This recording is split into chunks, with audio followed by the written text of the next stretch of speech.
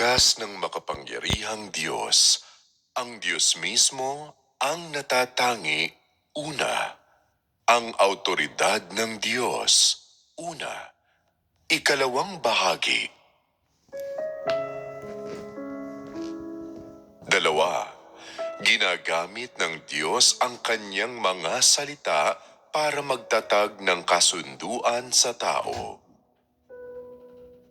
Henesis, Kapitulo 9, versikulo 11 hanggang 13.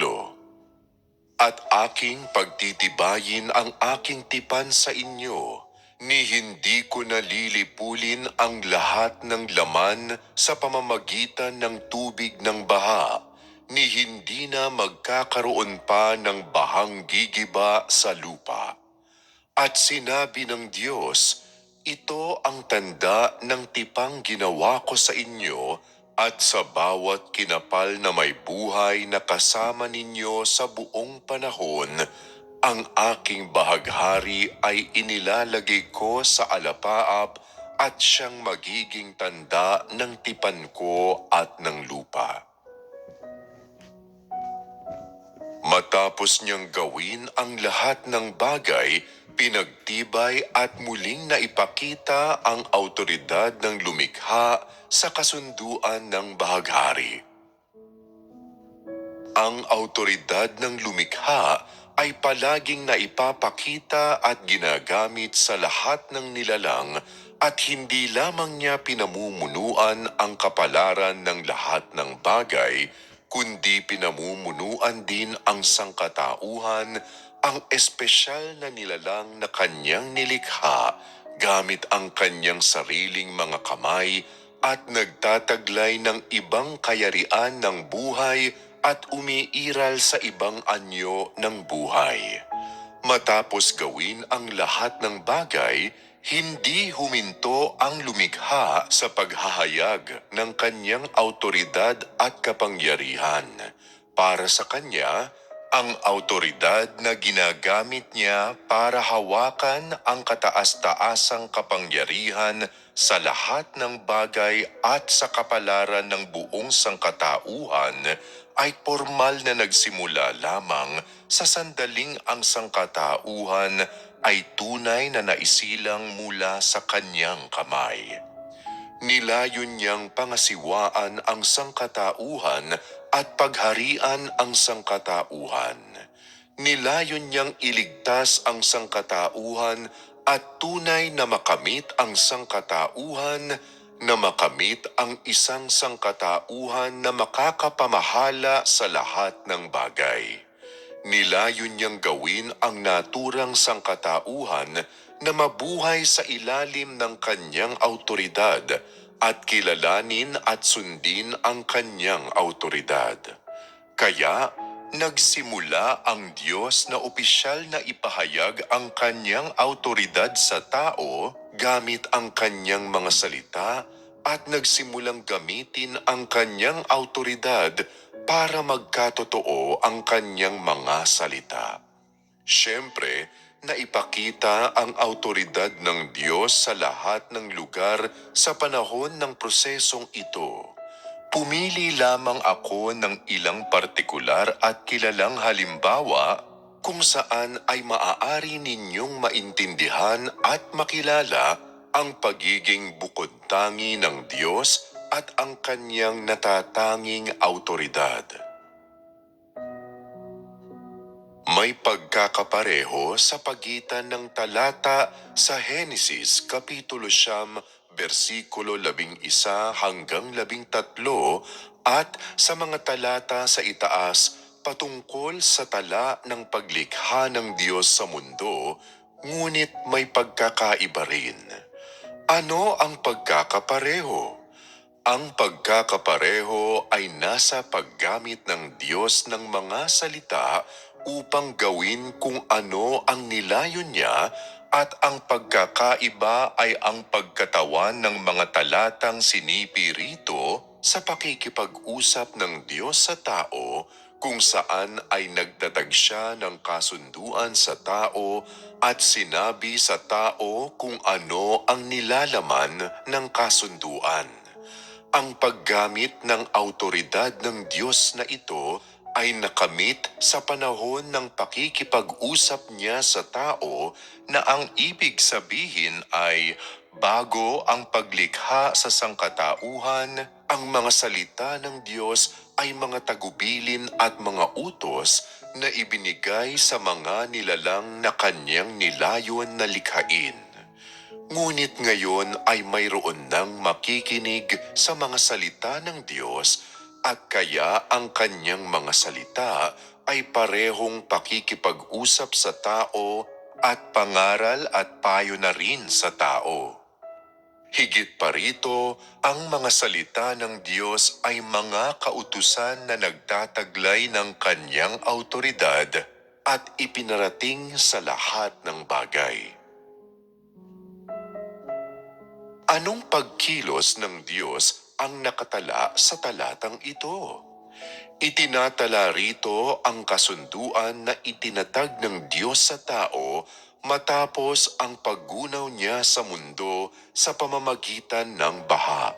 Sinasabi nito sa tao na hindi na muling magdudulot ang Diyos ng pagkagunaw sa mundo na tulad nito at para sa layuning ito, lumikha ang Diyos ng tanda. Ano ang tandang ito? Sinabi sa kasulatan na ang aking bahaghari ay inilalagay ko sa alapaap at siyang magiging tanda ng tipan ko at ng lupa. Ito ang orihinal na mga salita na binigkas ng lumikha sa sangkatauhan. Nang sinabi niya ang mga salitang ito, lumitaw ang isang bahaghari sa harapan ng tao kung saan ito ay nanatili na hanggang ngayon. Lahat ay nakakita na ng naturang bahaghari at kapag nakikita mo ito, alam mo ba kung paano ito nagpapakita?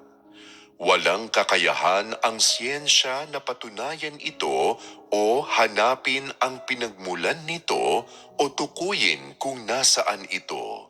Iyan ay dahil ang bahaghari ay tanda ng kasunduang itinatag sa pagitan ng lumikha at ng tao. Hindi nito kailangan ang siyentipikong basehan, hindi ito ginawa ng tao, ni hindi ito kayang baguhin ng tao. Pagpapatuloy ito ng autoridad ng lumikha matapos niyang bigkasin ang kanyang mga salita. Ginamit ng lumikha ang kanyang sariling partikular na paraan para tumalima sa kanyang kasunduan sa tao at sa kanyang pangako at kaya ang paggamit niya sa bahaghari bilang isang tanda ng kasunduan na kanyang naitatag na ay isang kautusan at batas ng kalangitan na magpakailanman ay mananatiling di nagbabago kung patungkol man sa lumikha o sa nilikhang sangkatauhan. Dapat sabihin na ang di nagbabagong batas na ito ay isa pang tunay na pagpapamalas ng autoridad ng lumikha kasunod ng paglikha niya ng lahat ng bagay at dapat sabihin na ang autoridad at kapangyarihan ng lumikha ay walang hangganan. Ang paggamit niya ng bahaghari bilang tanda ay pagpapatuloy at karugtong ng autoridad ng lumikha. Isa na naman itong pagkilos na isinagawa ng Diyos gamit ang kanyang mga salita at tanda ng kasunduang itinatag na ng Diyos sa tao gamit ang mga salita. Sinabi niya sa tao ang tungkol doon sa kanyang pinagpasyahang gawin at kung paano ito matutupad at makakamit. Sa paraang ito, ang bagay ay natupad ayon sa mga salita mula sa bibig ng Diyos. Tanging Diyos lamang ang mayroong ganoong kapangyarihan at ngayon, ilang libong taon matapos niyang bigkasin ang mga salitang ito, makakatingin pa rin ang tao sa bahaghari na binigkas mula sa bibig ng Diyos. Dahil sa mga salitang yaon na binigkas ng Diyos, nanatiling walang pagbabago at di nagbabago ang bagay na ito hanggang sa ngayon. Walang sino man ang makatatanggal sa bahagharing ito, walang makapagbabago ng mga batas nito, at umiiral lamang ito para sa mga salita ng Diyos. Ito mismo ang autoridad ng Diyos. Tinutupad ng Diyos ang kanyang sinasabi at matutupad ang kanyang salita, at kung anuman ang kanyang natutupad ay mananatili magpakailanman. Malinaw na ipinapahayag ang mga salitang ito rito at malinaw itong tanda at katangian ng autoridad at kapangyarihan ng Diyos. Ang gayong tanda o katangian ay hindi taglay o nakikita sa anumang mga nilikha, ni hindi ito nakikita sa anumang di nilikha. Sa natatanging Diyos lamang ito, at tinutukoy nito ang kaibahan ng pagkakakilanlan at diwa na taglay lamang ng lumikha mula roon sa taglay ng mga nilikha. Kasabay nito, ito rin ay tanda at katangian na hindi mahihigitan ng anumang nilikha o di nilikha maliban sa Diyos mismo. Ang pagtatatag ng Diyos sa kanyang kasunduan sa tao ay isang pagkilos na may malaking kahalagahan, isa na nilayon niyang gamitin para ipahayag ang isang katunayan sa tao at sabihin sa tao ang kanyang kalooban. Para sa layuning ito, gumamit siya ng isang natatanging paraan, gamit ang isang espesyal na tanda para magtatag ng kasunduan sa tao, isang tanda na isang pangako ng kasunduan na kanyang itinatag sa tao. Kung gayon, malaking pangyayari ba ang pagtatatag ng kasunduang ito? Gaano ba ito kalaki? Ito mismo ang napaka-espesyal sa kasunduan. Hindi ito isang kasunduang itinatag sa pagitan ng isang tao at ng isa pa, o ng isang grupo at ng isa pa, o ng isang bansa at ng isa pa, kundi isang kasunduang itinatag sa pagitan ng lumikha at ng buong sangkatauhan, at mananatili itong may bisa hanggang sa araw na bubuwagin ng lumikha ang lahat ng bagay.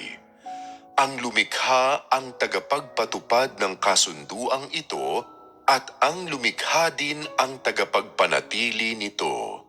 Sa madaling salita, ang kabuuan ng kasunduan ng bahaghari na itinatag sa sangkatauhan ay natupad at nakamit ayon sa pag-uusap sa pagitan ng lumikha at sangkatauhan, at nanatili pa rin ganito hanggang ngayon. Ano pa ba ang maaaring gawin ng mga nilalang bukod sa magpasakop, sumunod, maniwala, magpahalaga, sumaksi, at magpuri sa autoridad ng lumikha? Sapagkat walang sino man kundi ang bukod tanging Diyos lamang ang may kapangyarihang magtatag ng naturang kasunduan. Mulit-muli, ang pagpapakita ng bahaghari ay nagbabalita sa sangkatauhan at tinatawag ang kanyang atensyon sa kasunduan sa pagitan ng lumikha at ng sangkatauhan. Sa patuloy na mga paglitaw ng kasunduan sa pagitan ng lumikha at ng sangkatauhan, ang ipinakikita sa sangkatauhan ay hindi isang bahaghari o ang mismong kasunduan, kundi ang di nagbabagong autoridad ng lumikha. Ang paulit-ulit na paglitaw ng bahaghari ay nagpapakita ng matitindi at mahihimalang mga gawain ng lumikha sa mga nakatagong lugar, at Kasabay nito ay isang mahalagang refleksyon sa awtoridad ng lumikha na hindi kailanman kukupas at hindi kailanman magbabago. Hindi ba ito isang pagpapakita ng isa pang aspeto ng natatanging awtoridad ng lumikha? Tatlo, ang mga pagpapala ng Diyos. Henesis, Kapitulo 17, versikulo 4 hanggang 6. Tungkol sa akin, narito, ang aking tipan ay sumasa iyo at ikaw ang magiging ama ng maraming bansa. At hindi na tatawagin ang pangalan mong Abram, kundi Abraham ang magiging iyong pangalan. Sapagkat ikaw ay ginawa kong ama ng maraming bansa, at ikaw ay aking gagawing totoong palaanakin at papanggagalingin ko sa iyo ang mga bansa at magbubuhat sa iyo ang mga hari.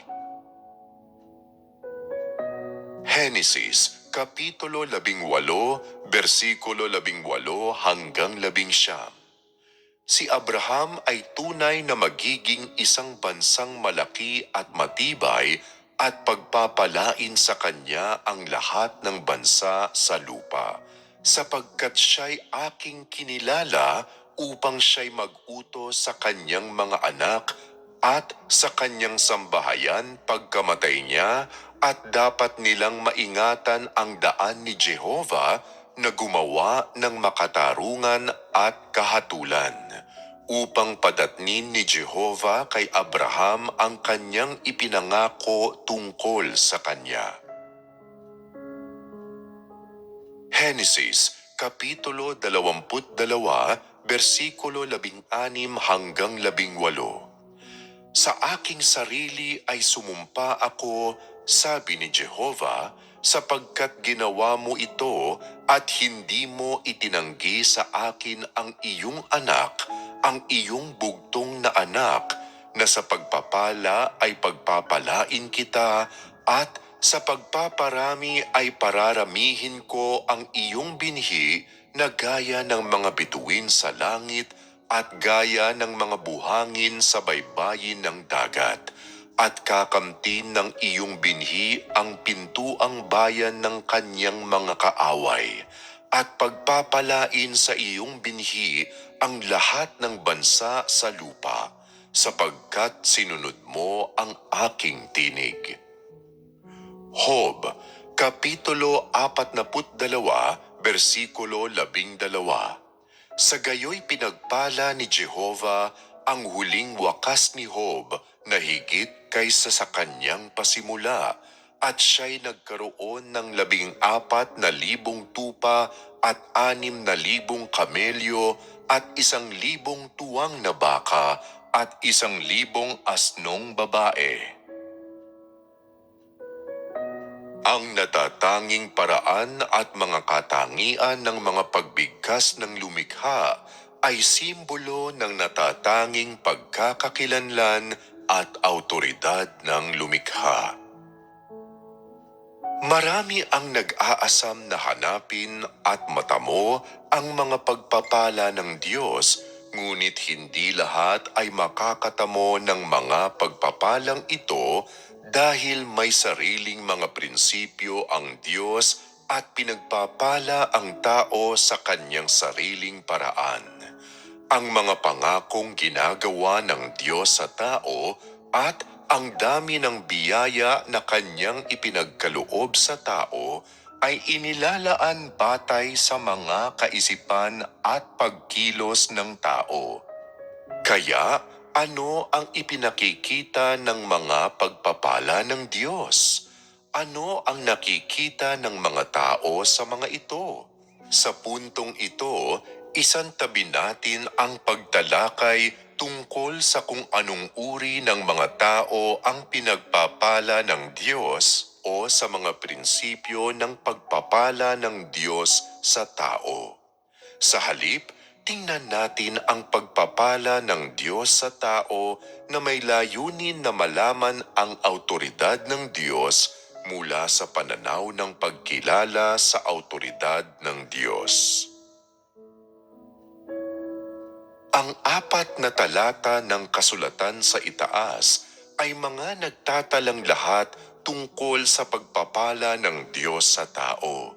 Nagbibigay ang mga ito ng detalyadong paglalarawan ng mga tumatanggap ng mga pagpapala ng Diyos tulad nina Abraham at Job, gayon din ng mga dahilan kung bakit ipinagkaloob ng Diyos ang kanyang mga pagpapala at kung ano ang mga nakapaloob sa mga pagpapalang ito. Ang tono at paraan ng mga pagbigkas ng Diyos at ang pananaw at posisyon kung saan siya nagsalita ay nagpapahintulot sa mga tao na pahalagahan na siya ang nagkakaloob ng mga pagpapala at ang tumatanggap ng gayong mga pagpapala ay malinaw na magkaiba ang pagkakakilanlan, katayuan at diwa. Ang tono at paraan ng mga pagbigkas na ito at ang posisyon kung saan binigkas ang mga iyon ay bukod tangi sa Diyos na nagtataglay ng pagkakakilanlan ng lumikha. Mayroon siyang autoridad at lakas, pati na rin ang karangalan ng lumikha at pagiging maharlika na hindi nagpapahintulot ng pagdududa mula sa sinumang tao. Una, tingnan natin ang Henesis Kapitulo 17, versikulo 4 hanggang 6. Tungkol sa akin, narito ang aking tipan ay sumasa iyo at ikaw ang magiging ama ng maraming bansa. At hindi na tatawagin ang pangalan mong Abram, kundi Abraham ang magiging iyong pangalan, sapagkat ikaw ay ginawa kong ama ng maraming bansa. At ikaw ay aking gagawing totoong palaanakin at papanggagalingin ko sa iyo ang mga bansa at magbubuhat sa iyo ang mga hari. Ang mga salitang ito ay ang kasunduang itinatag ng Diyos kay Abraham, gayon din ay ang pagpapala ng Diyos kay Abraham. Gagawin ng Diyos si Abraham na ama ng mga bansa, gagawin siyang labis na masagana at uusbong ang mga bansa mula sa kanya at magmumula ang mga hari sa kanya. Nakikita mo ba ang autoridad ng Diyos sa mga salitang ito? At paano mo nakikita ang gayong autoridad? Aling aspeto ng diwa ng autoridad ng Diyos ang iyong nakikita? Mula sa masusing pagbabasa sa mga salitang ito, hindi naman mahirap matuklasan na ang autoridad at pagkakakilanlan ng Diyos ay malinaw na nabubunyag sa mga salitang ginamit sa mga pagbigkas ng Diyos. Halimbawa, kapag sinasabi ng Diyos, ang aking tipan ay sumasa iyo at ikaw ang magiging, ikaw ay ginawa kong, ikaw ay aking gagawing, ang mga parirala na tulad ng ikaw ang magiging at aking gagawing, kung saan ang mga salitang ginamit ay nagtataglay ng pagpapatunay ng pagkakakilanlan at autoridad ng Diyos na sa isang aspeto ay pagpapahiwatig ng katapatan ng lumikha. Sa isa pang aspeto, ang mga iyon ay mga espesyal na mga salita na ginamit ng Diyos na nagtataglay ng pagkakakilanlan ng lumikha, gayon din bilang bahagi ng nakasanayang talasalitaan. Kung may sino mang nagsasabi na umaasa sila na ang isa pang tao ay magiging labis na masagana, na magmumula ang mga bansa sa kanya at magmumula ang mga hari sa kanya, sa makatuwid, iyon ay walang dudang isang uri ng pagnanais at hindi isang pangako o isang pagpapala. Kaya hindi nangangahas ang mga tao na sabihing, gagawin kitang ganito, ganyan, ikaw ay magiging ganito at ganyan, dahil alam nila na hindi sila nagtataglay ng ganyang kapangyarihan. Hindi ito nakasalalay sa kanila at kahit pa sabihin nila ang ganyang mga bagay, walang kabuluhan ang kanilang mga salita at walang saysay, bunsod lamang ng kanilang pagnanasa at ambisyon. May nangangahas bang magsalita sa ganyan kadakilang tono kung sa tingin nila ay hindi nila kayang tuparin ang kanilang mga inaasam? Ang lahat ay nag-aasam ng mabuti para sa kanilang mga inapo at umaasa na sila ay mangunguna at magtatamasa ng malaking tagumpay. Anong laking kapalaran ito kung ang isa sa kanila ay magiging emperador? Kung magiging gobernador ang isa, maganda rin iyon, basta maging mahalagang tao lamang sila. Ang mga ito ang inaasam ng lahat ng tao, ngunit maaari lamang silang magnais ng mga biyaya sa kanilang mga inapo at hindi nila kayang tuparin o gawing totoo ang anuman sa kanilang mga pangako. Sa kanilang mga puso, malinaw na alam ng lahat na wala silang taglay na kapangyarihan upang makamit ang naturang mga bagay dahil hindi nila kontrolado ang lahat sa kanila at kaya paano nila makokontrol ang kapalaran ng iba? Ang dahilan kung bakit masasabi ng Diyos ang mga salitang gaya ng mga ito ay dahil taglay ng Diyos ang naturang autoridad at may kakayahan na tuparin at isagawa ang lahat ng ipinangako niya sa tao at kaya niyang gawin na magkatotoo ang mga pagpapalang ipinagkakaloob niya sa tao. Nilikha ng Diyos ang tao at napakadali para sa Diyos na gawing labis na masagana ang isang tao. Kailangan lamang ng isang salita mula sa Kanya para gawing masagana ang mga inapo ng isang tao. Hindi niya kailanman kailangang magpawis para sa naturang bagay o pagurin ang kanyang isipan o isuong ang sarili niya sa kagipitan para sa gayong bagay.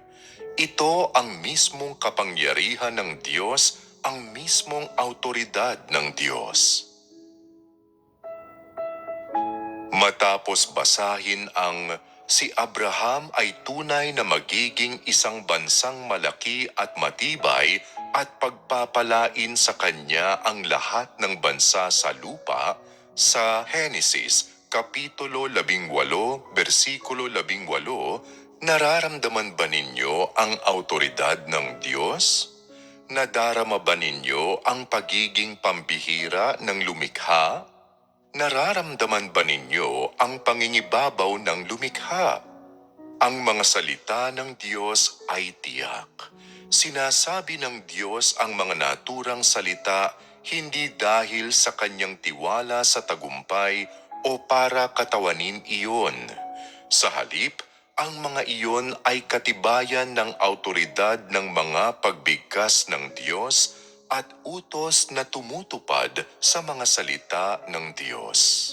May dalawang pagpapahayag na kailangan ninyong pagtuunan ng pansin dito. Kapag sinasabi ng Diyos na si Abraham ay tunay na magiging isang bansang malaki at matibay at pagpapalain sa kanya ang lahat ng bansa sa lupa, may anumang elemento ba ng kalabuan sa mga salitang ito? Mayroon bang anumang elemento ng pag-aalala? Mayroon bang anumang elemento ng takot? Dahil sa mga salitang tunay na at magiging sa mga pagbigkas ng Diyos, ang mga elementong ito na partikular sa tao at laging nakikita sa Kanya ay hindi kailanman nagkaroon ng kaugnayan sa lumikha. Walang sino man na mangangahas na gamitin ang ganitong mga salita kapag nagnanais ng mabuti sa iba. Walang sino mang mangangahas na basbasan ang iba pa ng isang dakila at makapangyarihang bansa ng may gayong katiyakan o mangako na ang lahat ng bansa sa mundo ay pagpapalain sa pamamagitan niya. Kapag mas tiyak ang mga salita ng Diyos, mas may pinatutunayang bagay ang mga iyon. At ano ang bagay na iyon? Pinatutunayan ng mga iyon na ang Diyos ay may gayong autoridad na kaya ng kanyang autoridad na tuparin ang mga bagay na ito at hindi maiiwasan ang katuparan ng mga ito. Ang Diyos ay tiyak sa kanyang puso nang walang katiting na pag-aalinlangan sa lahat ng kanyang pagpapala kay Abraham. Dagdag pa rito, matutupad ang kabuuan nito alinsunod sa kanyang mga salita at walang kahit anong puwersa ang maaaring makapagpabago, humadlang, sumira o gumambala sa katuparan nito.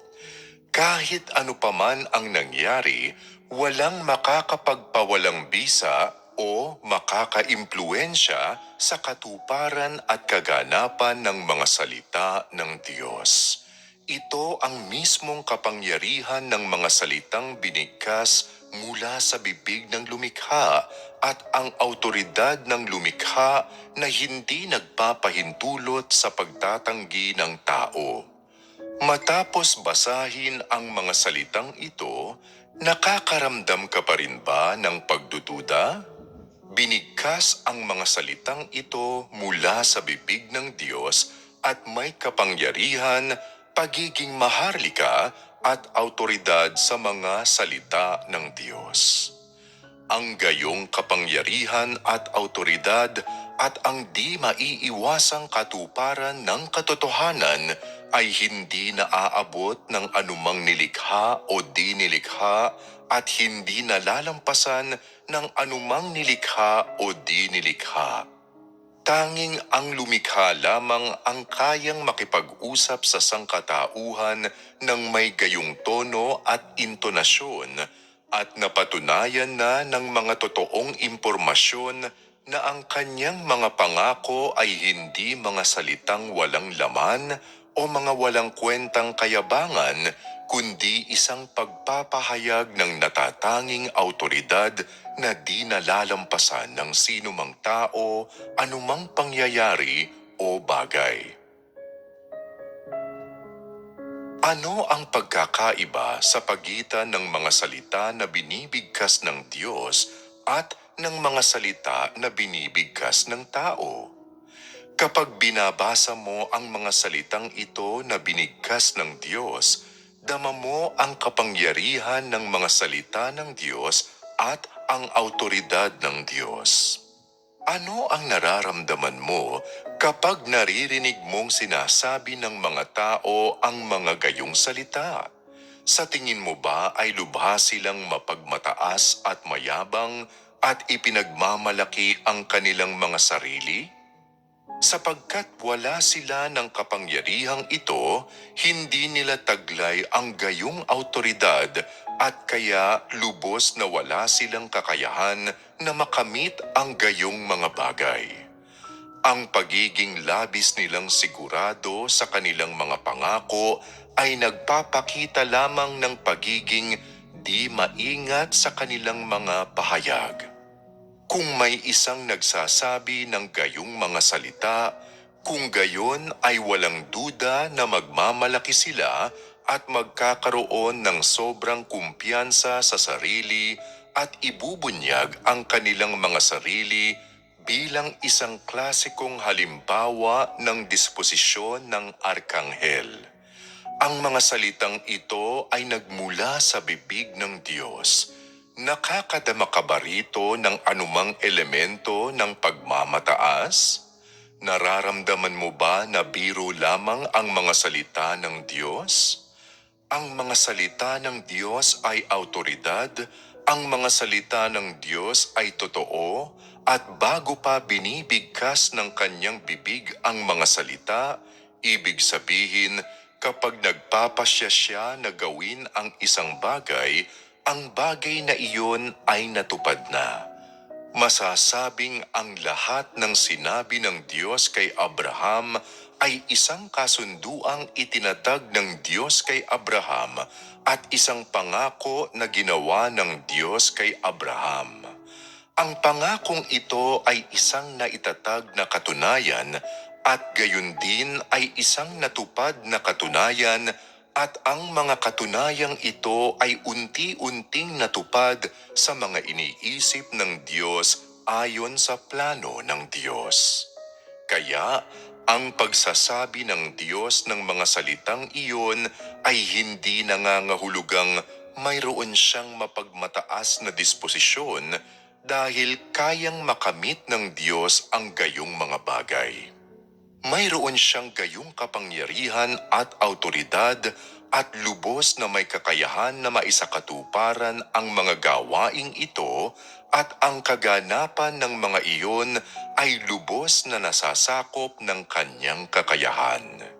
Kapag ang mga salitang gaya nito ay binibigkas mula sa bibig ng Diyos, ang mga iyon ay pagbubunyag at pagpapahayag ng totoong disposisyon ng Diyos, isang perpektong pagbubunyag at pagpapamalas ng diwa at autoridad ng Diyos at wala ng iba na mas angkop at akma bilang patunay ng pagkakakilanlan ng lumikha.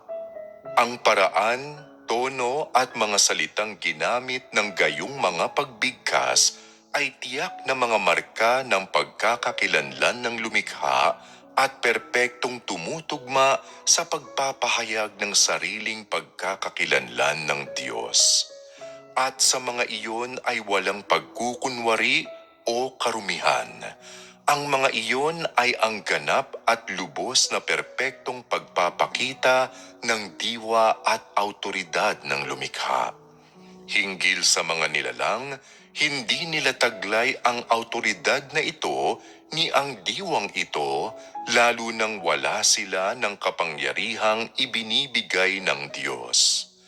Kung ipinapamalas ng tao ang naturang asal, kung gayon, ito ay tiyak na magiging isang masidhing pagtutol ng kanyang tiwaling disposisyon at nag-uugat ito sa epekto ng paghalo ng pagiging mapagmataas at malupit na ambisyon ng tao at ng pagkalantad ng masasamang hangarin ng walang iba kundi ang diablong si Satanas na gustong manlinlang ng mga tao at akitin sila para itakwil ang Diyos.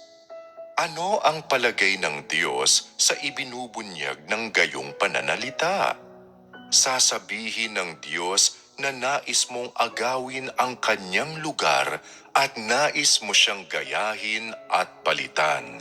Kapag ginagaya mo ang tono ng mga pagbigkas ng Diyos, ang intensyon mo ay palitan ang lugar ng Diyos sa puso ng mga tao para kunin ang sangkatauhang talagang pagmamay-ari ng Diyos. Ito si Satanas, puro at payak. Ito ang mga pagkilos ng mga inapo ng arkanghel, hindi matiis ng kalangitan. Sa inyo, may sino man bang gumaya na sa Diyos sa isang partikular na paraan sa pamamagitan ng pagbigkas ng ilang salita nang may intensyon na ilayo o linlangin ang mga tao at nagpaparamdam sa kanila na parang taglay ng mga salita at pagkilos ng taong ito ang autoridad at kapangyarihan ng Diyos na para bang ang diwa at pagkakakilanlan ng taong ito ay natatangi at maging ang tono ng mga salita ng taong ito ay pareho sa Diyos? Nakagawa na ba kayo kailanman ng ganito? Sinubukan na ba ninyong gayahin ang tono ng Diyos sa inyong pananalita nang may kilos na animo ay kumakatawan sa disposisyon ng Diyos na sa palagay mo ay may kapangyarihan at autoridad? Karamihan ba sa inyo ay madalas na kumikilos o nagpaplanong kumilos sa gayong paraan?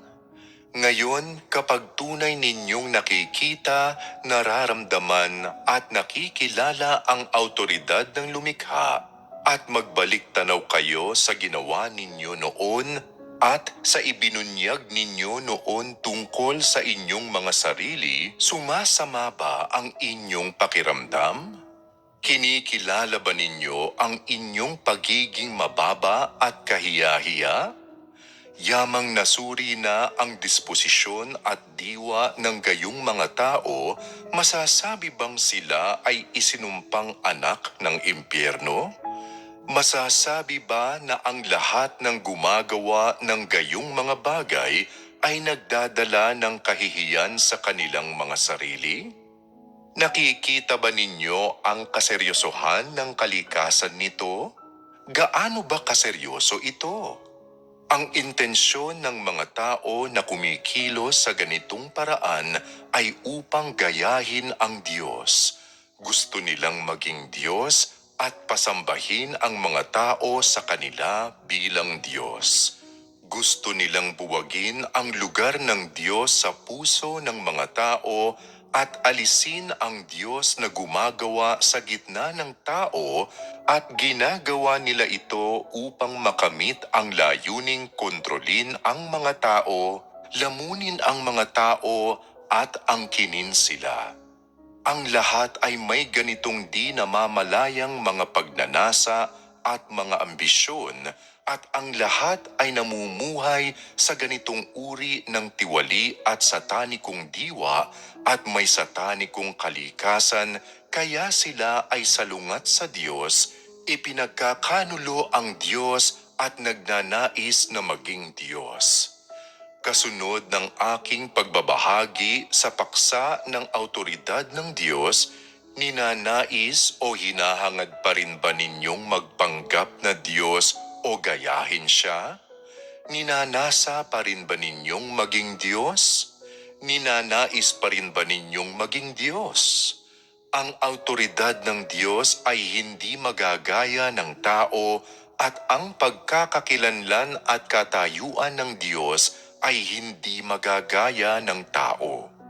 Kahit na kaya mong gayahin ang tono ng Diyos sa pagsasalita, hindi mo magagaya ang diwa ng Diyos. Kahit na kaya mong tumayo sa lugar ng Diyos at gayahin ang Diyos, hindi mo kailanman kayang gawin kung ano ang nilalayon na gawin ng Diyos at hindi mo kailanman makakayang maghari at mag-utos sa lahat ng bagay. Sa mga mata ng Diyos, ikaw ay magiging munting nilalang magpakailanman at kahit pa gaano kagaling ang iyong mga kasanayan at abilidad, kahit pa gaano karaming kaloob ang mayroon ka, ang kabuuan mo ay nasa ilalim ng pamamahala ng lumikha. Bagaman kaya mong magsalita ng ilang mapangahas na salita, hindi ito nagpapakita na mayroon ka ng diwa ng lumikha, ni hindi ito kumatawan na ikaw ay nagtataglay ng autoridad ng lumikha. Ang autoridad at kapangyarihan ng Diyos ay ang diwa ng Diyos mismo. Hindi natutuhan ang mga ito o idinagdag sa labas, kundi ang mga ito ay likas na diwa ng Diyos mismo. At kaya ang relasyon sa pagitan ng lumikha at ng mga nilalang ay hindi kailanman mababago. Bilang isa sa mga nilalang, kailangang panatilihin ng tao ang kanyang sariling posisyon at kumilos ng maingat. Matapat na bantayan kung ano ang ipinagkatiwala sa iyo ng lumikha. Huwag kumilos nang wala sa lugar o gawin ang mga bagay-bagay na labas sa saklaw ng iyong kakayahan o nakasuklam-suklam sa Diyos. Huwag subukang maging dakila o maging Superman o mataas sa lahat o maghangad na maging Diyos. Ito ang hindi dapat nasain ng tao. Katawa-tawa ang paghahangad na maging dakila o Superman. Ang paghahangad na maging Diyos ay lalo pang mas kahiya-hiya. Ito ay karimari-marim at kasuklam-suklam. Ang kapuri-puri at ang dapat na panghawakan ng mga nilalang ng higit pa sa anumang mga bagay ay ang maging tunay na nilalang. Ito lamang ang tanging mithiin na dapat hangarin ng lahat ng tao. Ang autoridad ng lumikha ay hindi napipigilan ng panahon, espasyo o heograpiya at ang autoridad ng lumikha ay hindi nasusukat. Tingnan natin ang Henesis, Kapitulo 22, versikulo 17 hanggang 18. Ito ay isa pang talata na binigkas ng Diyos na si Jehovah kung saan ay sinabi niya kay Abraham na sa pagpapala ay pagpapalain kita at sa pagpaparami ay pararamihin ko ang iyong binhi na gaya ng mga bituin sa langit at gaya ng mga buhangin sa baybayin ng dagat. At kakamtin ng iyong binhi ang pintuang bayan ng kanyang mga kaaway, at pagpapalain sa iyong binhi ang lahat ng bansa sa lupa, sapagkat sinunod mo ang aking tinig. Maraming beses na pinagpala ng Diyos na si Jehovah si Abraham na dadami ang kanyang mga anak, ngunit hanggang saan ang pagdami nito? Hanggang sa lawak na sinabi sa kasulatan, gaya ng mga bituin sa langit at gaya ng mga buhangin sa baybayin ng dagat. Ang ibig sabihin nito ay nais ng Diyos na pagkalooban si Abraham ng mga supling na kasing dami ng mga bituin sa langit at kasing dami ng buhangin sa dalampasigan. Nagsalita ang Diyos gamit ang matalinghagang paglalarawan at mula sa paglalarawang ito, hindi mahirap makita na hindi lamang ipagkakaloob ng Diyos ang isa, dalawa, o kahit libu-libong mga inapo kay Abraham, kundi hindi mabilang na mga inapo sapat para maging maraming bansa dahil ipinangako ng Diyos kay Abraham na magiging ama siya ng maraming bansa. Ngayon, ang tao ba ang nagpasya ng numerong iyon o ang Diyos ba ang nagpasya nito? Kaya bang kontrolin ng tao kung ilan ang kanyang magiging apo? Nakasalalay ba ito sa kanya? Wala nga sa kamay ng tao kung magkakaroon siya ng ilan o hindi, lalo na ang kasing dami ng mga bituin sa langit at gaya ng mga buhangin sa baybayin ng dagat. Sino ba ang hindi nagnanais na ang kanilang mga inapo ay maging kasing dami ng mga bituin? Sa kasamaang palad, hindi nangyayari ang mga bagay-bagay sa paraang gusto mo. Kahit gaano pa kadalubhasa o kagaling ang tao, hindi ito nakasalalay sa kanya. Walang makakalabas sa itinalaga ng Diyos. Kung hanggang saan kanya hinahayaan, hanggang doon ka lamang magkakaroon. Kung kakaunti ang ibinibigay sa iyo ng Diyos, kung gayon ay hindi ka kailanman magkakaroon ng marami, at kung marami ang ibinibigay sa iyo ng Diyos, walang saysay na maghinanakit ka sa dami ng mayroon ka. Hindi ba ganito ang sitwasyon? Nakasalalay ang lahat ng ito sa Diyos, hindi sa tao. Pinamumunuan ng Diyos ang tao at walang sino man ang hindi. Nang sinabi ng Diyos, pararamihin ko ang iyong binhi, ito ay kasunduang itinatag ng Diyos kay Abraham at tulad ng kasunduan ng bahaghari, Matutupad ito magpasawalang hanggan at ito ay isa ring pangako na ginawa ng Diyos kay Abraham. Tanging Diyos lamang ang kwalipikado at may kakayahang isakatuparan ang pangakong ito.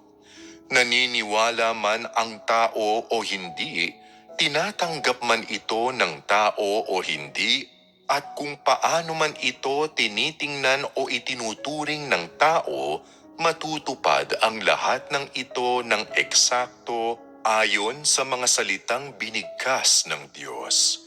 Hindi mababago ang mga salita ng Diyos dahil sa mga pagbabago ng kalooban o mga kuro-kuro ng tao, at hindi ito mababago dahil sa mga pagbabago sa sinumang tao o anumang bagay o pangyayari. Maaaring mawala ang lahat ng bagay, ngunit mananatili ang mga salita ng Diyos magpakailanman. Sa totoo lang, ang araw na mawawala ang lahat ng bagay ay ang mismong araw kung kailan ang mga salita ng Diyos ay lubos na matutupad, dahil siya ang lumikha, taglay niya ang awtoridad ng lumikha, ang kapangyarihan ng lumikha, at kontrolado niya ang lahat ng bagay at lahat ng puwersa ng buhay. Kaya niyang magpalabas ng isang bagay mula sa wala o magpalaho ng isang bagay, at kontrolado niya ang pagbabagong anyo ng lahat ng bagay mula sa pagkabuhay hanggang sa kamatayan. Dahil para sa Diyos, wala nang mas sisimple pa kaysa sa pagpaparami ng anak ng isang tao. Mukha itong hindi kapanipaniwala sa tao, parang isang kwentong pambata, ngunit para sa Diyos, ang kanyang pinagpasyahan at ipinangakong gawin ay hindi isang bagay na hindi kapanipaniwala, ni hindi ito isang kwentong pambata. Sa halip, ito ay isang katotohanang nakita na ng Diyos at tiyak na matutupad. Pinahahalagahan ba ninyo ito? Pinapatunayan ba ng mga tunay na impormasyon na napakarami ang mga inapo ni Abraham? At gaano nga ba karami? Sindami ba ng mga bituin sa langit at gaya ng mga buhangin sa baybayin ng dagat na sinabi ng Diyos? Kumalat ba sila sa lahat ng bansa at rehiyon sa bawat lugar sa mundo? Sa anong paraang natupad ang katotohanang ito? Natupad ba ito sa pamamagitan ng awtoridad ng mga salita ng Diyos? Sa ilang daan o libong taon matapos mabigkas ang mga salita ng Diyos, patuloy na natutupad ang mga salita ng Diyos, at patuloy na nagiging mga napatunayang bagay. Ito ang kapangyarihan ng mga salita ng Diyos at katibayan ng awtoridad ng Diyos. Nang nilikha ng Diyos ang lahat ng bagay sa simula, sinabi ng Diyos na magkaroon ng liwanag, at nagkaroon ng liwanag. Ito ay mabilis na nangyari, natupad sa napakaikling panahon, at walang pagkaantala sa pagsasagawa at katuparan nito. Agaran ang mga bisa ng mga salita ng Diyos. Kapwa pagpapakita ng awtoridad ng Diyos ang mga ito, ngunit nang pinagpala ng Diyos si Abraham, pinahintulutan niyang makita ng tao ang isa pang aspeto ng diwa ng awtoridad ng Diyos, at gayon din ang awtoridad ng lumikha na hindi masusukat, at higit pa rito, pinahintulutan niya ang tao na makita ang mas totoo at mas engrandeng aspeto ng awtoridad ng lumikha. Kapag ang mga salita ng Diyos ay binigkas, ang awtoridad ng Diyos ang siyang nagpapatakbo sa gawaing ito, at ang katotohanang ipinangako ng bibig ng Diyos ay unti-unting nagsisimula na maging realidad. Bunga nito, nagsisimulang lumitaw ang pagbabago sa lahat ng bagay tulad ng kung paano nagiging berde ang damo, namumukadkad ang mga bulaklak, umuusbong ang mga suloy sa mga puno, nagsisimulang mag-awitan ang mga ibon, bumabalik ang mga gansa, at napupuno ng mga tao ang mga parang sa pagdating ng tagsibol. Sa pagdating ng tagsibol, ang lahat ng bagay ay napapanariwa at ito ang mahimalang gawa ng lumikha. Kapag tinutupad ng Diyos ang kanyang mga pangako, nanunumbalik at nagbabago ang lahat ng bagay sa langit at sa lupa ayon sa mga iniisip ng Diyos, walang hindi kasali. Kapag binibigkas ang isang panata o pangako mula sa bibig ng Diyos, ang lahat ng bagay ay kumikilos para sa katuparan nito at minamaniobra alang-alang sa katuparan nito.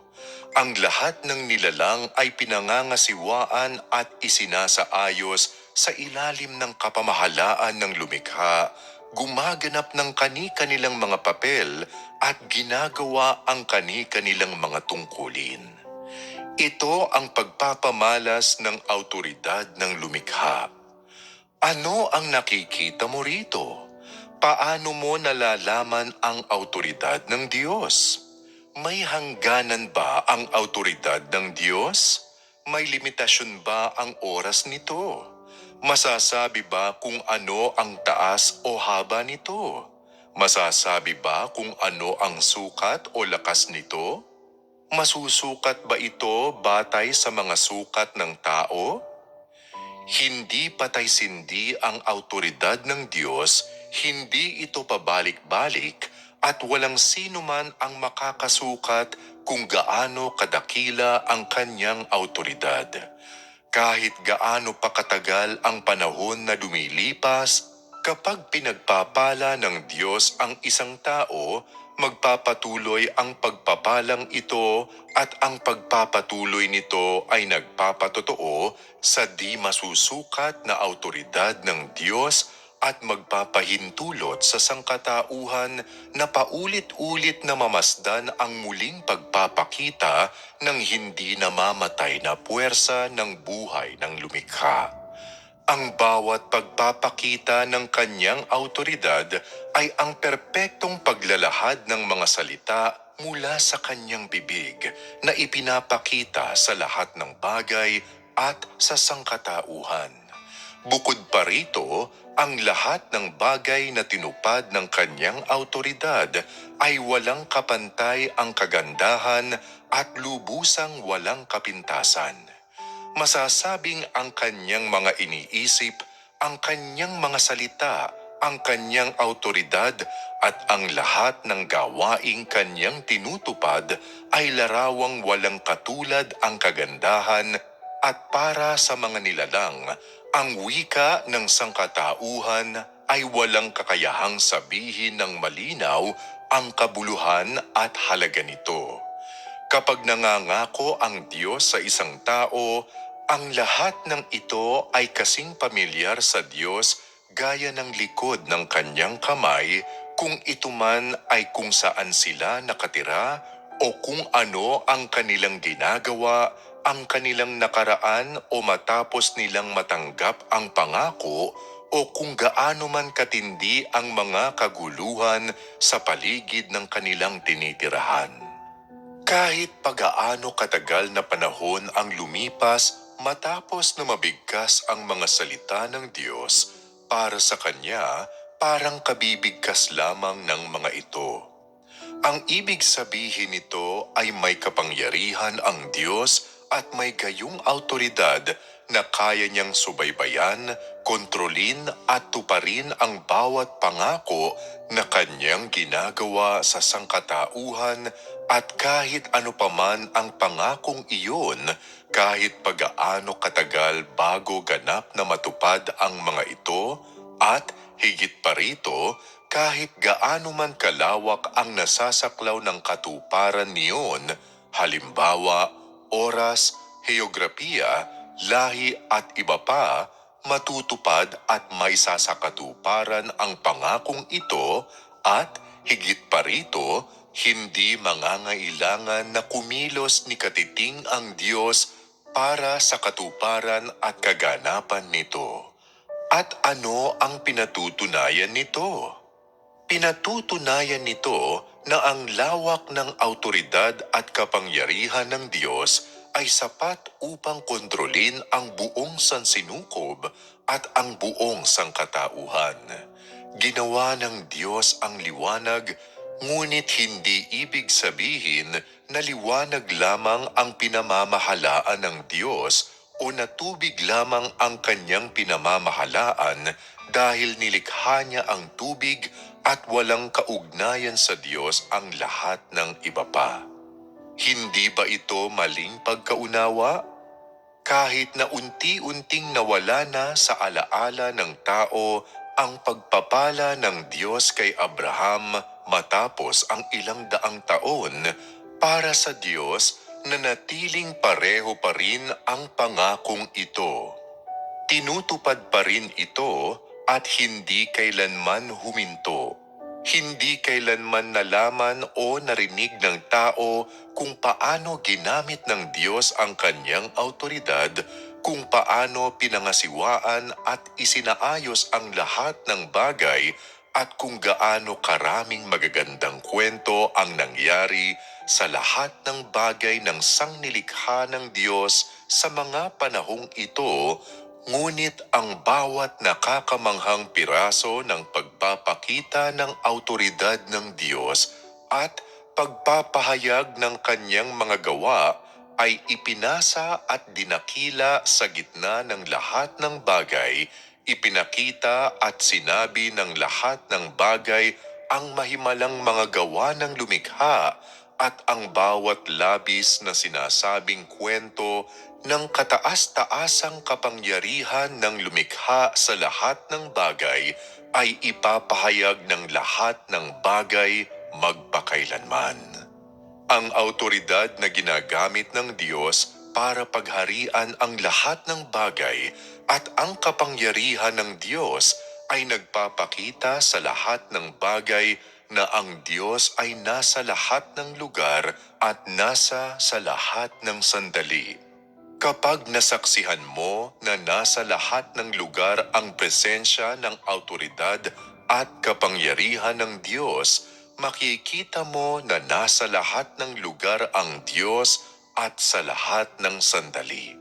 Ang autoridad at kapangyarihan ng Diyos ay hindi limitado ng panahon, heograpiya, espasyo o sinumang tao, pangyayari o bagay.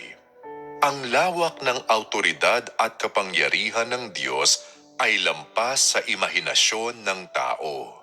Hindi ito maarok ng tao, hindi kayang ilarawan sa isip ng tao at hindi kailanman lubusang malalaman ng tao.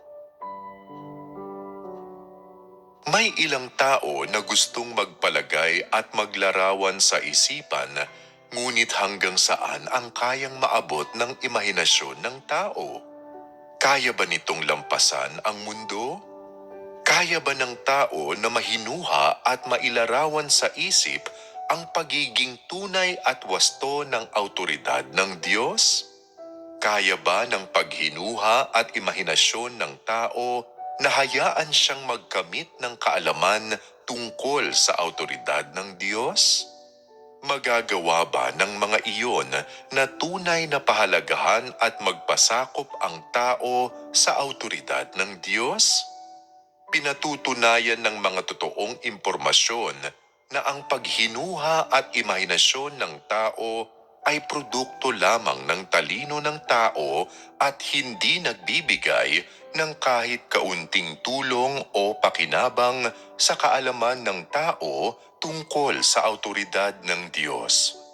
Matapos magbasa ng mga kathambuhay sa agham, kayang mailarawan sa isip ng ilan ang buwan at kung ano ang itsura ng mga bituin. Ngunit hindi ito nangangahulugang ang tao ay may anumang pagkaunawa tungkol sa autoridad ng Diyos. Ang imahinasyon ng tao ay ganito lamang, kathang isip. Tungkol sa mga katotohanan sa mga bagay na ito, ibig sabihin, tungkol sa kanilang pagkakaugnay sa autoridad ng Diyos, lubos na wala siyang pagkaunawa. Ano naman ngayon kung nakapunta ka na sa buwan? Ipinapakita ba nito na mayroon ka ng iba't ibang dimensyon ng pagkaunawa sa autoridad ng Diyos? Ipinapakita ba nito na kaya mo nang mailarawan sa iyong isip ang lawak ng autoridad at kapangyarihan ng Diyos? Dahil walang kakayahan ang paghinuha at imahinasyon ng tao na tulutan siyang makilala ang autoridad ng Diyos, ano ang dapat gawin ng tao? Ang pinakamatalinong opsyon ay ang hindi maghinuha o maglarawan sa isip na ang ibig sabihin ay hindi dapat umasa ang tao kailanman sa imahinasyon at dumepende sa paghinuha pagdating sa pagkilala sa autoridad ng Diyos. Ano ba ang nais kong sabihin sa inyo rito? Ang kaalaman tungkol sa autoridad ng Diyos, kapangyarihan ng Diyos, sariling pagkakakilanlan ng Diyos at diwa ng Diyos ay hindi makakamit sa pamamagitan ng pag-asa sa iyong imahinasyon.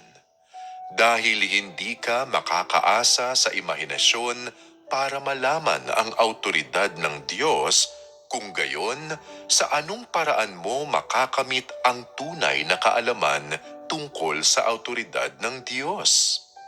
Ang paraan para magawa ito ay sa pamamagitan ng pagkain at pag-inom sa mga salita ng Diyos sa pamamagitan ng pagbabahaginan at sa pamamagitan ng pagdana sa mga salita ng Diyos. Sa makatuwid, magkakaroon ka ng unti-unting karanasan at pagpapatunay sa autoridad ng Diyos at magtatamo ka ng paunti-unting pagkaunawa at nadaragdagang kaalaman tungkol dito. Ito lamang ang tanging paraan para makamit ang kaalaman tungkol sa autoridad ng Diyos. Walang mga madali ang paraan. Ang paghingi sa inyo na huwag itong ilarawan sa isip ay hindi katulad ng pagpapaubaya sa inyo na maupong walang ginagawa at maghintay ng pagkawasak o pagpigil sa inyo sa paggawa ng anumang bagay. Ang hindi paggamit ng utak ninyo para mag-isip at maglarawan sa isip ay nangangahulugang hindi paggamit ng pangangatwiran para maghinuha, hindi paggamit ng kaalaman para magsuri, hindi paggamit sa siyensya bilang basehan, bagkus ay pagpapahalaga, pagpapatunay at pagkumpirma na ang Diyos na iyong pinaniniwalaan ay may autoridad, kinukumpirma na hawak niya ang kataas-taasang kapangyarihan sa iyong kapalaran at ang kanyang kapangyarihan ay nagpapatunay sa lahat ng sandali na siya ang tunay na Diyos mismo sa pamamagitan ng mga salita ng Diyos, sa pamamagitan ng katotohanan, sa pamamagitan ng lahat ng bagay na hinaharap mo sa buhay. Ito ang tanging paraan para magkamit ang sinuman ng pagkaunawa sa Diyos. May mga nagsasabi na ninanais nila na makahanap ng simpleng paraan para makamit ang layuning ito, ngunit may naiisip ba kayong gayong paraan? Sinasabi ko sa iyo, hindi na kailangang mag-isip, wala nang ibang paraan. Ang tanging paraan ay matapat at matyagang alamin at patunayan kung ano ang mayroon at kung ano ang Diyos sa pamamagitan ng bawat salita na kanyang ipinahahayag at sa lahat ng kanyang ginagawa. Ito ang tanging paraan para makilala ang Diyos. Dahil kung ano ang mayroon at kung ano ang Diyos at ang lahat ng bagay na tungkol sa Diyos ay hindi hungkag at walang kabuluhan kundi tunay. Ang pagiging totoo ng kontrol at pamamahala ng lumikha sa lahat ng bagay at mga buhay na nilalang ay nagsasalita tungkol sa tunay na pag-iral ng awtoridad ng lumikha. Gayun din, ang pagpapala ni Jehovah kay Job ay nakatala sa aklat ng Job. Ano ang ipinagkaloob ng Diyos kay Job? Sa gayoy pinagpala ni Jehovah ang huling wakas ni Job na higit kaysa sa kanyang pasimula. At siya'y nagkaroon ng 14,000 tupa at 6,000 kamelyo at 1,000 tuwang na baka at 1,000 asnong babae. Mula sa pananaw ng tao, ano ang mga bagay na ito na ibinigay kay Job? Mga ari-arian ba iyon ng sangkatauhan? Sa mga ari-ariang ito, naging napakayaman na ba ni Job sa panahong iyon? Kung gayon, paano niya nakuha ang mga naturang ari-arian? Saan nanggaling ang kanyang kayamanan? Kahit hindi sabihin, salamat sa pagpapala ng Diyos at natamo ni Job ang mga iyon. Kung paano tiningnan ni Job ang mga ari-ariang ito at kung paano niya itinuring ang mga pagpapala ng Diyos ay hindi isang bagay na ating tatalakayin dito.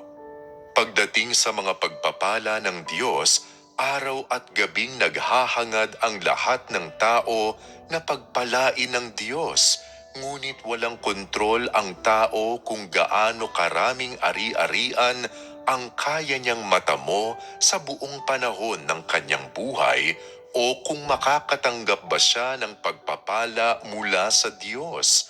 At ito ay isang hindi mapapasubaliang katunayan. May awtoridad ang Diyos at may kapangyarihan para magkaloob ng anumang ari-arian sa tao para tulutan ang taong makakuha ng anumang basbas, ngunit may prinsipyo sa mga pagpapala ng Diyos. Anong uri ng mga tao ang pinagpapala ng Diyos? Siyempre, pinagpapala niya ang mga taong gusto niya. Parehong pinagpala ng Diyos sina Abraham at Job, ngunit hindi magkatulad ang mga biyaya na kanilang natanggap. Pinagpala ng Diyos si Abraham ng mga inapo na kasing dami ng buhangin at bituin.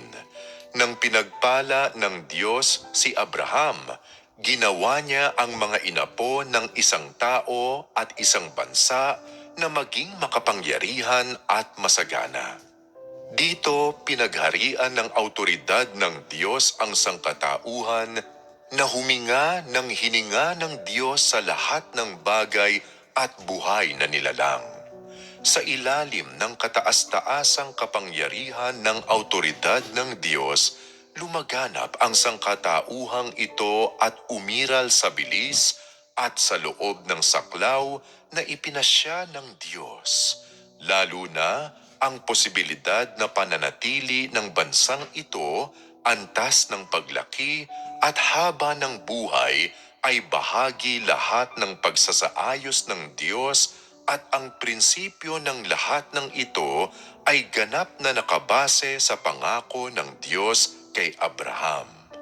Ibig sabihin, kahit ano pa ang mga pangyayari, ang mga pangako ng Diyos ay magpapatuloy ng walang balakid at mangyayari ito sa ilalim ng pangangalaga ng awtoridad ng Diyos. Sa pangakong ginawa ng Diyos kay Abraham, kahit ano pa ang mga kaguluhan ng mundo, kahit ano pa ang kapanahunan, kahit ano pa ang mga pinagdaanang sakuna ng sangkatauhan, hindi haharapin ng mga inapo ni Abraham ang panganib ng pagkalipol at hindi mamamatay ang kanilang bansa. Ang pagpapala ng Diyos kay Job, gayunpaman, ay lubos na nagpayaman sa kanya.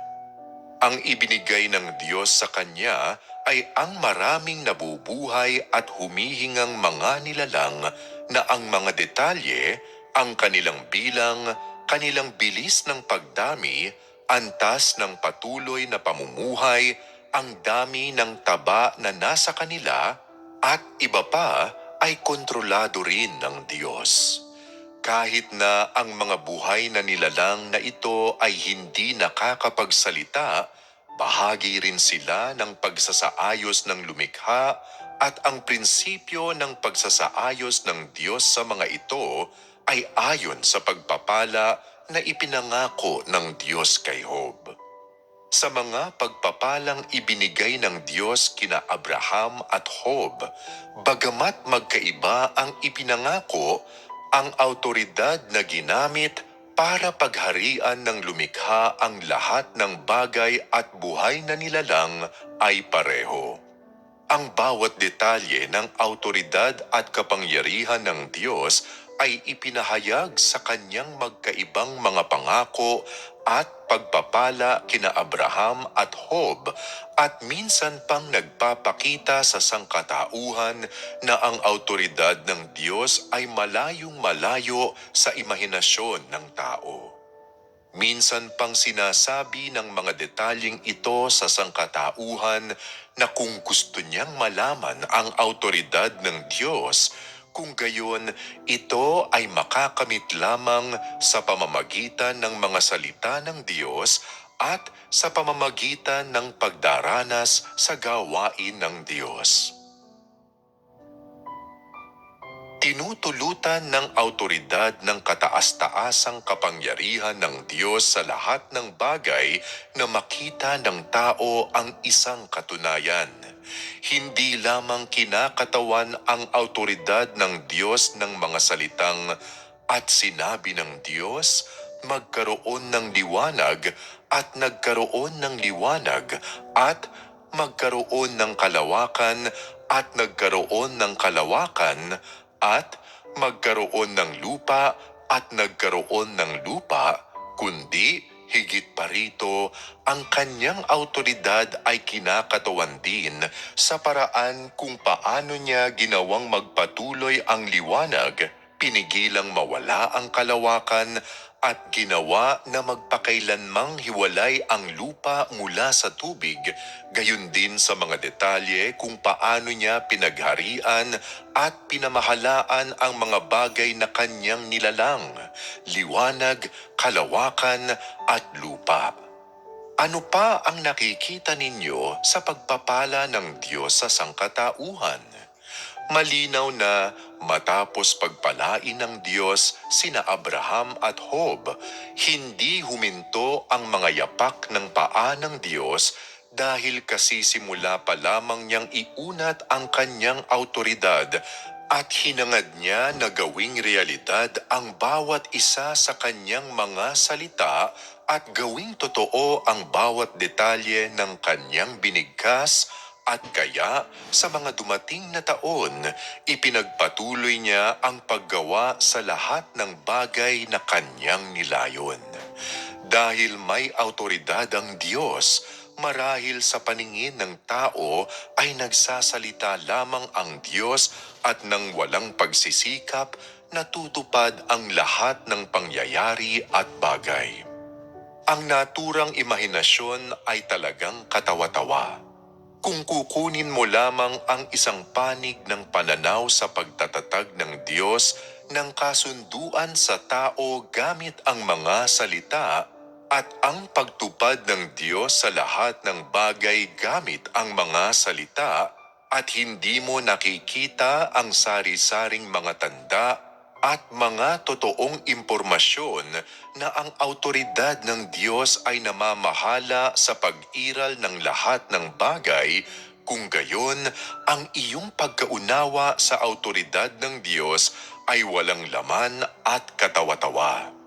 Kung iniisip ng tao na ganoon ang Diyos, kung gayon, kailangang sabihin na ang kaalaman ng tao sa Diyos ay umabot na sa hangganan at wala nang pupuntahan dahil ang Diyos na iniisip ng tao ay isa lamang makina na nagbababa ng mga utos at hindi ang Diyos na nagtataglay ng autoridad. Ano ang nakita mo sa pamamagitan ng mga halimbawa ni na Abraham at Job? Nakita mo ba ang totoong aspeto ng autoridad at kapangyarihan ng Diyos? Matapos pagpalain ng Diyos sina Abraham at Job, hindi na natili ang Diyos kung nasaan siya ni hindi niya inutusan ang kanyang mga mensahero habang naghihintay na makita kung ano ang kalalabasan. Kabaligtaran nito, sa sandaling binigkas ng Diyos ang kanyang mga salita sa ilalim ng gabay ng autoridad ng Diyos, ang lahat ng bagay ay nagsimulang sumunod sa gawain na nilayong gawin ng Diyos at nakahanda na roon ang mga tao, bagay at layon na hinihingi ng Diyos. Ibig sabihin, sa sandaling binigkas ang mga salita mula sa bibig ng Diyos, pinagagana na ang autoridad ng Diyos sa buong kalupaan at nagtakda na siya ng landas para gawin at tuparin ang mga pangako niya kina Abraham at Job habang ginagawa rin ang lahat ng naaangkop na mga plano at mga paghahanda para sa lahat ng hinihingi sa bawat hakbang at bawat mahalagang yugto na plano niyang isakatuparan. Sa panahong ito, hindi lamang minaniobra ng Diyos ang kanyang mga mensahero, kundi ang lahat din ng mga bagay na nilikha niya. Ang ibig sabihin nito ay ang sakop kung saan ay nagamit ang autoridad ng Diyos ay hindi lamang kinabibilangan ng mga mensahero, kundi maging ng lahat ng bagay na minaniobra para makasunod sa gawain na nilayon niyang tuparin. Ito ang mga partikular na paraan na ginagamit ang autoridad ng Diyos. Sa inyong mga guni-guni, maaaring mayroon ang ilan ng mga sumusunod na pagkaunawa sa autoridad ng Diyos. May autoridad ang Diyos at may kapangyarihan ang Diyos at kaya kailangan lamang manatili ang Diyos sa pangatlong langit o sa isang nakapirming lugar at hindi kailangang gumawa ng anumang partikular na gawain at ang kabuuan ng gawain ng Diyos ay nagaganap sa loob ng kanyang mga iniisip. May mga maaari ring maniwala na bagamat pinagpala ng Diyos si Abraham, hindi na kailangang gumawa ng anumang bagay ang Diyos at sapat na para sa kanya na bigkasin lamang ang kanyang mga salita. Ito ba talaga ang tunay na nangyari? Malinaw na hindi. Bagamat may taglay ang Diyos na autoridad at kapangyarihan, tunay at totoo ang kanyang autoridad, hindi hungkag. Ang pagiging totoo at realidad ng autoridad at kapangyarihan ng Diyos ay unti-unting nabubunyag at kinakatawan sa kanyang paglikha ng lahat ng bagay at pagkontrol sa lahat ng bagay at sa proseso kung saan pinangungunahan at pinamamahalaan niya ang sangkatauhan. Ang bawat paraan, bawat pananaw, at bawat detalye ng kataas-taasang kapangyarihan ng Diyos sa sangkatauhan at sa lahat ng bagay at lahat ng gawain na kanyang natupad, gayon din ang kanyang pagkaunawa sa lahat ng bagay. Ang lahat ng iyon ay literal na nagpapatunay na ang autoridad at kapangyarihan ng Diyos ay hindi hungkag na mga salita. Ang kanyang autoridad at kapangyarihan ay ipinapakita at ibinubunyag ng palagian at sa lahat ng bagay.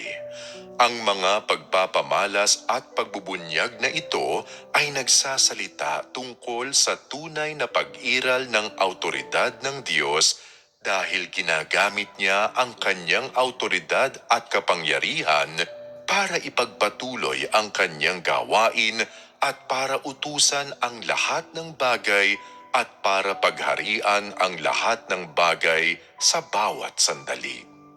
Ang kanyang kapangyarihan at autoridad ay hindi mapapalitan ng mga anghel o ng mga mensahero ng Diyos.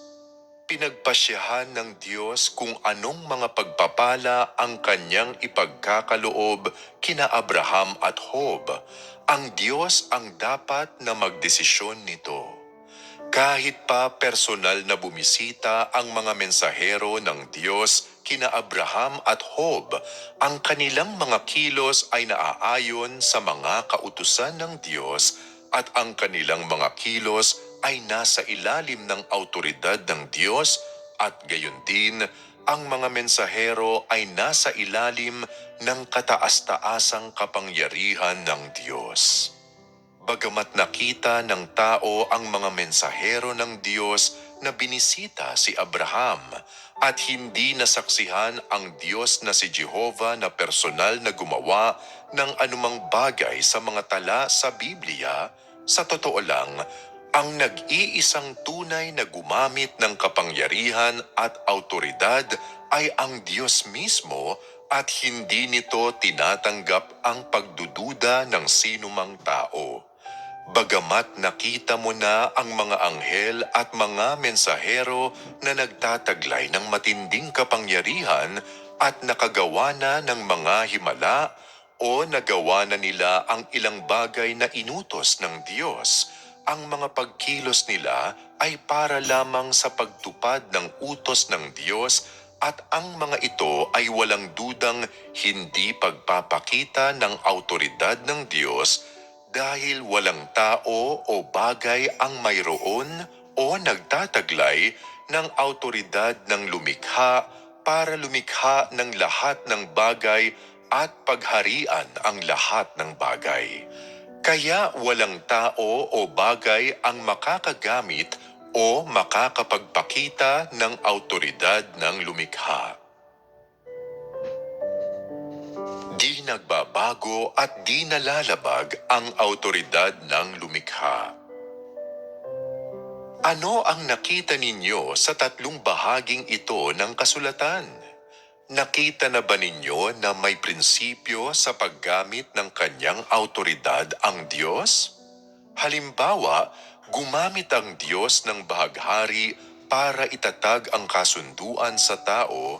Naglagay siya ng isang bahaghari sa kaulapan para sabihin sa tao na hindi na niya kailanman gagamitin ang baha para sirain ang mundo.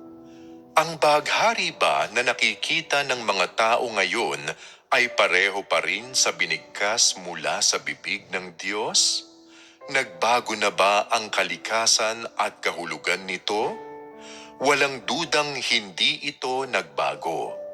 Ginamit ng Diyos ang kanyang autoridad para isakatuparan ang pagkilos na ito at ang kasunduan na kanyang itinatag sa tao ay nagpatuloy hanggang ngayon at syempre, ang panahon kung kailan mababago ang kasunduang ito ay nasa Diyos.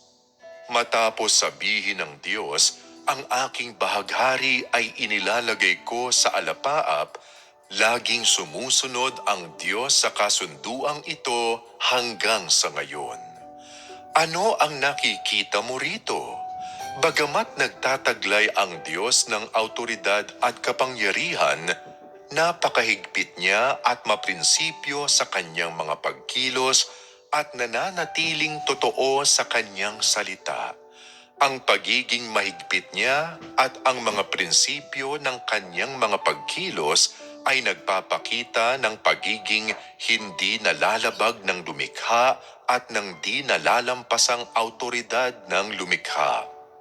Kahit na nagtataglay siya ng kataas-taasang autoridad at ang lahat ng bagay ay nasa ilalim ng kanyang kapamahalaan, at kahit na may kapangyarihan siya na pagharian ang lahat ng bagay, hindi kailanman nasira o nagambala ng Diyos ang kanyang sariling plano At sa bawat pagkakataon na kanyang ginagamit ang kanyang autoridad, ito ay mahigpit na naaayon sa kanyang sariling mga prinsipyo at lubos na sumusunod sa kung ano ang binigkas mula sa kanyang bibig at sumusunod sa mga hakbang at layon ng kanyang plano.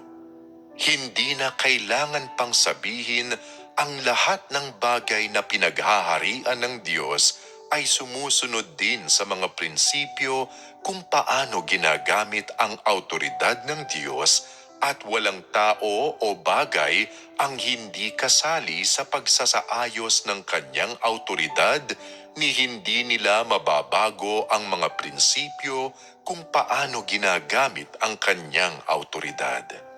Sa mga mata ng Diyos, ang mga pinagpala ay nakakatanggap ng magandang kapalaran na dala ng kanyang autoridad at ang mga isinusumpa ay nakakatanggap ng kanilang kaparusahan dahil sa autoridad ng Diyos. Sa ilalim ng kataas-taasang kapangyarihan ng autoridad ng Diyos, walang tao o bagay ang hindi saklaw ng paggamit ng kanyang autoridad ni makapagbabago ng mga prinsipyo kung paano ginagamit ang kanyang autoridad.